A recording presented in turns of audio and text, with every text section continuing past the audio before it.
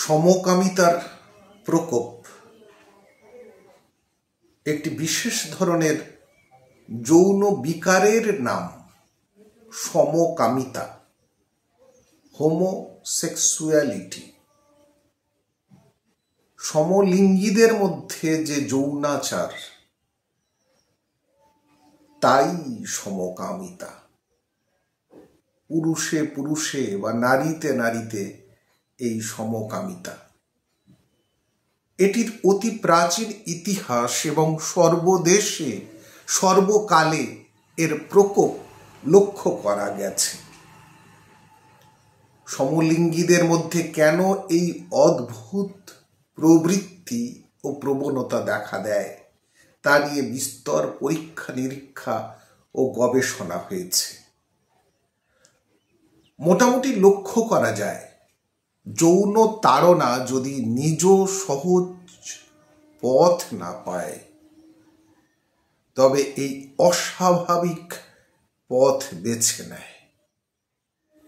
আবার এও দেখা গেছে, কিছু নারী পুরুষের জন্ম বীজের মধ্যেই এই বিকৃত প্রবণতা বিদ্যমান। 1981 সালে এইডস ভয়াবহ মহামারী রোগ এইডসের সূত্রপাত এই সমকামিতাকেই আশ্রয় করে। প্রথমে আমেরিকায়। আপাত নির্দোষ সম্পর্কের মধ্যে দোষ দৃষ্টি। সমকামিতা হলো একটি পুরোপুরি কদর্য, অসংযম এবং ব্রহ্মচর্যের সম্পূর্ণ বিপরীত ও শত্রু।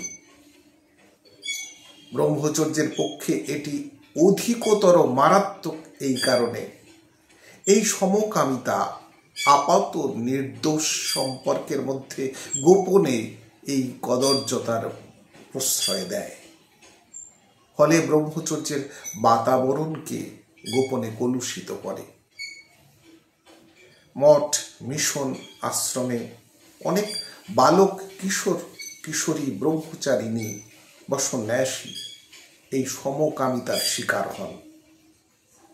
যেখানে ব্রহ্মচর্য সংযম হলো জীবনব্রত রূপে স্বীকৃত, সম্মানিত ও প্রতিষ্ঠিত, সেখানে এই গোপন কদাচার মঠ, মিশন, আশ্রম জীবনের পবিত্রতাকে শুধু কলুষিতই করে না, এদের উপর জনসাধারণ ভীষণ বীতশ্রদ্ধ হয়। 1999-2000 সালে ভারতের কোনো একটি সুবৃহৎ ধর্মসংঘের কিছু কর্মকর্তার বিরুদ্ধে এই অভিযোগ আদালত পর্যন্ত গড়িয়ে যথার্থ বলে প্রমাণিত হয়। ব্রহ্মচর্য ব্রত, ব্রহ্মচর্য আন্দোলন এবং আধ্যাত্ম আন্দোলনের পক্ষে এটি হলো একটি অকল্পনীয় মারাত্মক আঘাত। এ বিষয়ে সংশ্লিষ্ট সংস্থার কর্তৃপক্ষকে খড়গহস্ত হতে হয় এবং এই সব প্রতিষ্ঠানের দিকে সমাজের সতর্ক ও সুতীক্ষ্ণ দৃষ্টি রাখা প্রয়োজন। সাধারণ ব্রহ্মচর্যের যা প্রতিকার, সমকামিতারও প্রতিকার প্রতিরোধ ব্যবস্থা প্রায় একই। আইনের বাঁধন এবং সামাজিক সতর্কতা দিয়ে একে কিছুটা নিয়ন্ত্রিত করা যেতে পারে, কিন্তু ভিতর থেকে এই কদভ্যাসের তাড়না বন্ধ করাই হলো আসল লক্ষ্য। স্বাভাবিক বিবাহিত যৌন জীবনকে ব্যাপকতর ও সুগম করলে সমকামিতার এই প্রকোপ কিছুটা স্বাভাবিকভাবেই হ্রাস পায়। ভিতরের কুপ্রবৃত্তি মাথাচাড়া দিলে তখন যে কোনো আধার, তার সমলিঙ্গী প্রাণী হোক, অবলম্বন করে নিজ বহির্গমনের পথ খুঁজে নিতে চায়। আধার বা উপকরণ গৌণ, ভিতরের কুতাড়নাই প্রবল ও প্রমত্ত। বিচার, বিবেক, হিতাহিত জ্ঞান, এমনকি বস্তু জ্ঞান পর্যন্ত তখন লোপ পায়। এক্ষেত্রে এই পুস্তকের প্রথম খণ্ডে ব্রহ্মচর্যের দৈহিক, মানসিক ও আত্মিক অবলম্বন সমূহ সম্পর্কে যে সুদীর্ঘ আলোচনা করা হয়েছে, সেগুলি নিজ জীবনে প্রয়োজন মতন প্রয়োগ করতে আপ্রাণ প্রযত্ন নিতে হয়।